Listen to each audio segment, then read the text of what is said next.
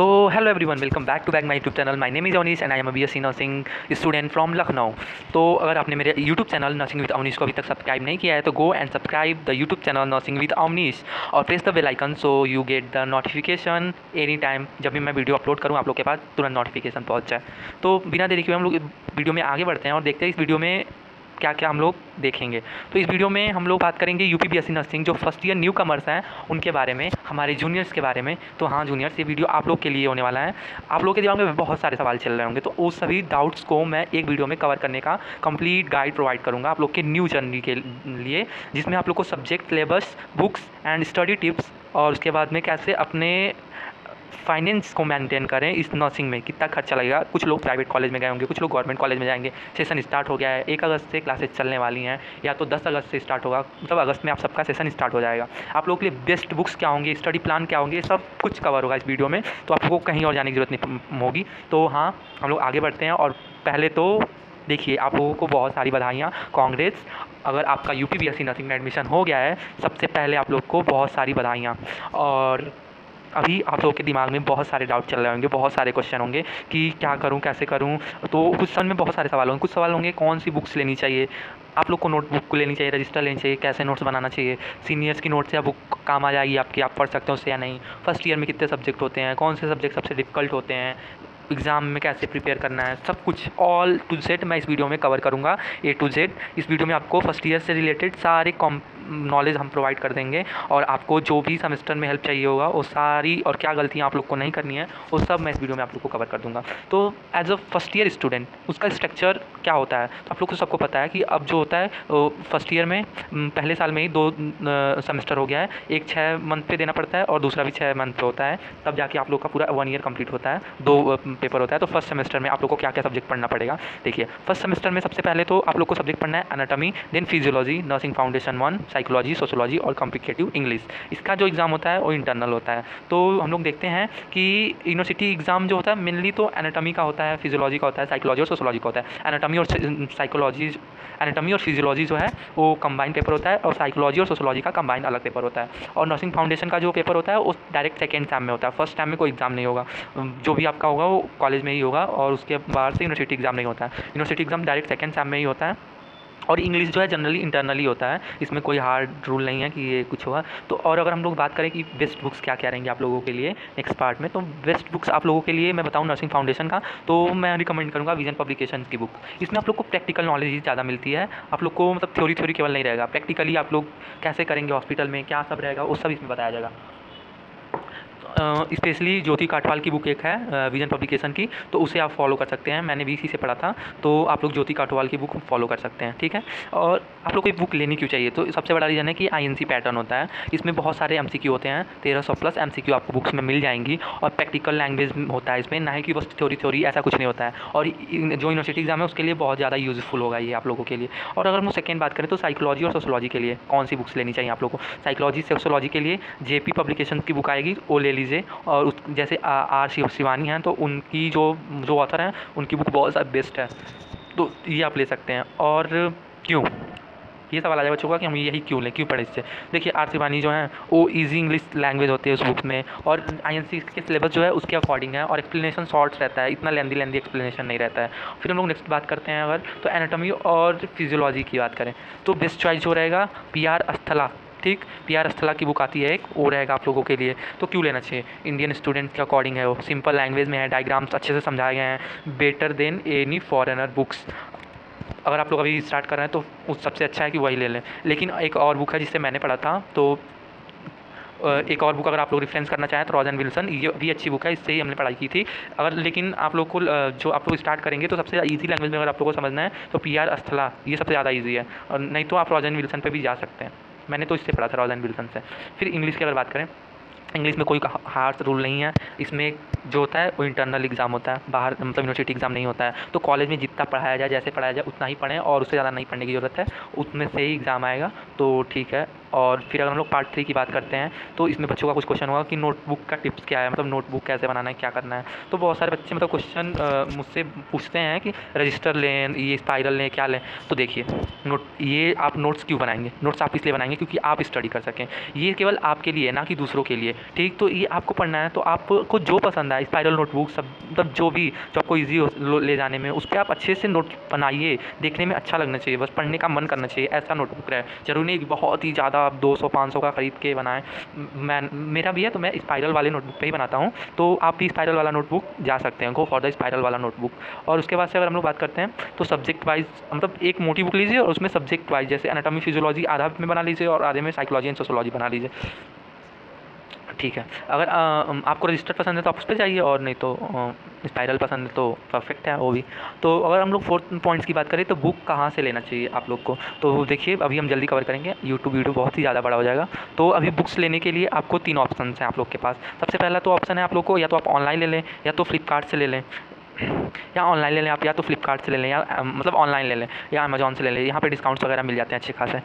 अगर ऑप्शन 2 पे अगर हम लोग जाएँ तो कॉलेज के आसपास अगर कोई मेडिकल स्टोर हो तो वहाँ से आप बुक्स ले सकते हैं, बोरो कर लें। और अगर ऑप्शन 3 है, सबसे बेस्ट ऑप्शन मुझे यही लगता है कि मतलब अपने सीनियर्स के हाफ प्राइस में ले लें, या अगर सीनियर से अच्छी बने, जाइए सीनियर से इंटरेक्ट करिए, हो सकता है अच्छी बने तो आप उनसे हाफ प्राइस में ले लें, या तो सीनियर्स अगर ज़्यादा अच्छे हैं तो आपको फ्री में भी दे सकते हैं, हू नोस। और सबसे ज़्यादा क्योंकि उसमें मतलब इसका बेनिफिट होगा अगर आप सीनियर्स की बुक से लेंगे कि उसमें ऑलरेडी हाईलाइटेड होगा, वो आप लोग के लिए प्लस पॉइंट है, ठीक। और उसमें जो इंपॉर्टेंट टॉपिक है वो भी मार्क किए होंगे सीनियर्स ने, ये भी आप लोग के लिए प्लस टॉपिक है। और बजट फ्रेंडली, मतलब ये तो आई।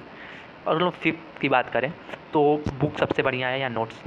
देखिए मैं आप लोग को बताता हूँ कि बुक से पढ़ाई अच्छे से मतलब होती है। आप लोग को बुक चाहिए तो बुक तो आप लोग को लाइब्रेरी मिल जाएगा, पढ़ने वाले बच्चे लाइब्रेरी में बैठ के। आप लोग को नोट्स सबसे इंपॉर्टेंट ध्यान रखना है कि अपने हाथ से लिखिए, नोट्स प्रॉपर बनाइए, ताकि आप लोग अच्छे से कर सकें, क्योंकि इसमें इतना टाइम नहीं मिलता है। आप लोग को क्लिनिकल ड्यूटी सब कुछ करना है मैनेज, तो उसमें आप लोग अगर नोट्स बना लेंगे ना तो आप लोग को थोड़ा सा दिमाग में याद रह जाता है चीज़ें।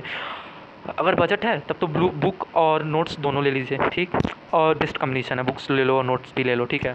लेकिन अगर बजट लिमिटेड है तो कॉलेज के नोट्स ले लो, सीनियर्स के नोट्स ले लो, उससे पढ़ाई हो जाएगी। और पीडीएफ ले लो और इम्पॉर्टेंट बुक्स केवल, उससे ज़्यादा नहीं। और उसके बाद से अगर आप लोग को कुछ पीडीएफ चाहिए, कुछ नोट्स चाहिए, तो मेरे पास भी बहुत पीडीएफ हैं, मतलब बहुत सारे नोट्स हैं मेरे बनाए हुए, मैं आप लोग को दे सकता हूँ। तो ठीक है, अगर आप आगे बात करते हैं तो सबसे बड़ी गलतियाँ क्या करते हैं बच्चे? सबसे बड़ी गलतियाँ, एनाटॉमी को लास्ट मंथ के लिए छोड़ देते हैं, मतलब एनाटॉमी पढ़ना ही नहीं है, लास्ट में जाके पढ़ेंगे, पास हो जाएंगे। ऐसा कुछ नहीं है, आप लोग को अवॉइड नहीं करना है।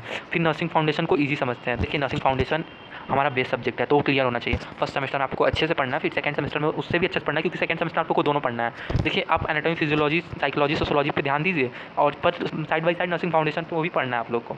और सिर्फ पीडीएफ नहीं पढ़ना है कि सिर्फ पीडीएफ किसी का मिल गया उसी को पढ़ें। रेफरेंसेज, अलग अलग बुक से रेफरेंसेज ढूंढिए और उसको अपने नोट्स में लिखिए और फिर पढ़िए।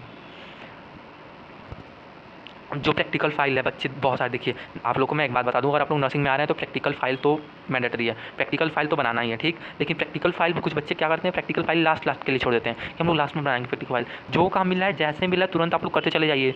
इसमें टाइम नहीं है आप लोग के पास, 6 महीने आप लोग को पूरा कोर्स कंप्लीट करना होता है, तो आप लोग को सब कुछ करना है। क्लास कोई भी मिस नहीं करिएगा आप लोग। मैं एक बार और बता दूँ कि क्लास कोई भी मिस नहीं करेगा, क्लास पूरी अटेंड करिएगा। अटेंडेंस मैंडेटरी होता है तो अटेंडेंस पूरी लगनी चाहिए। हमारे कॉलेज में 85% है, तो आप लोग के कॉलेज में जैसे होगा तो वैसे अटेंडेंस दीजिएगा, क्योंकि बैक भी लग जाता है बच्चों का और अटेंडेंस कंप्लीट ना हो। और सीनियर से इंटरेक्शन करना है, ये नहीं कि छोड़ देना है, सीनियर से इंटरेक्शन करना है ताकि आप लोग को सब कुछ मतलब वो बता दें अच्छे से।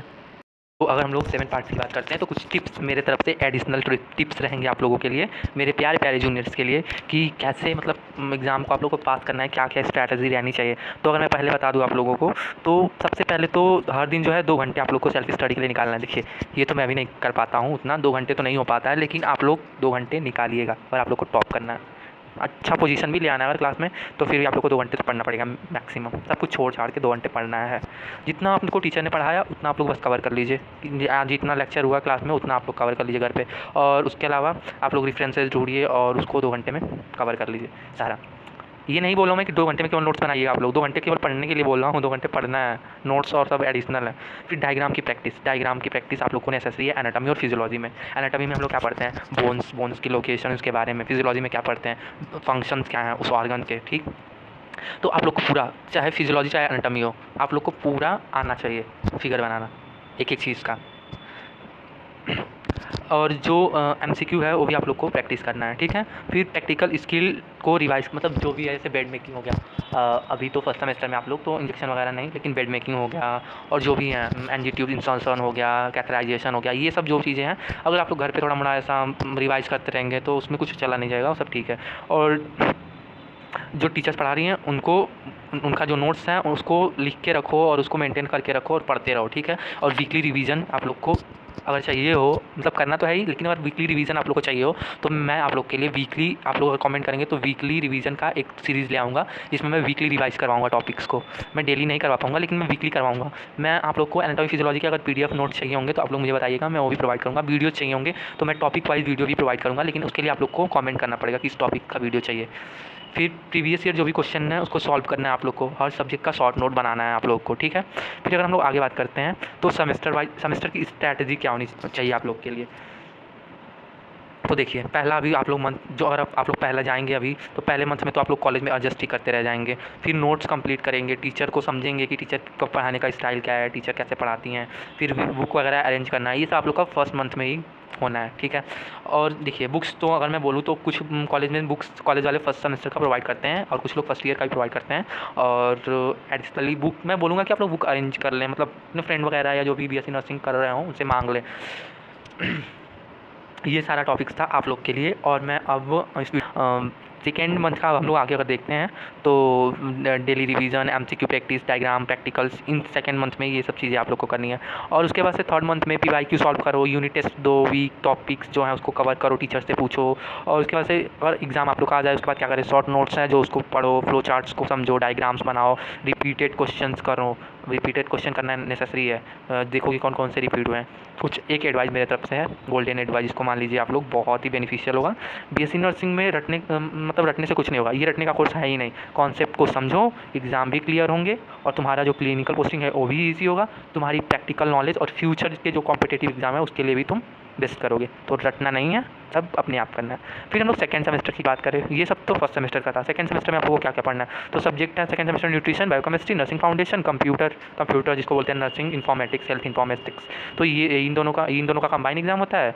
ये बायोकेमिस्ट्री 25 नंबर का आता है, न्यूट्रिशन 50 नंबर का आता है और nursing foundation first and second दोनों मिला के 75 नंबर का आता है, ठीक है। कंप्यूटर इंटरनल होता है।